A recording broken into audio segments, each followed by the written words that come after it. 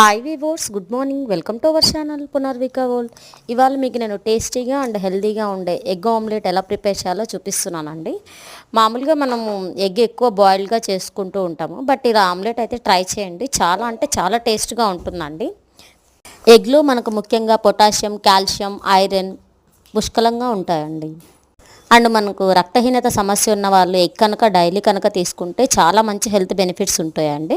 And vitamin D, vitamin B12, vitamin B6, vitamin A and vitamin K కూడా ఉంటాయి. మెదడు చురుగ్గా పనిచేయడంలో ఈ ఎగ్ ముఖ్య పాత్ర వహిస్తుందండి.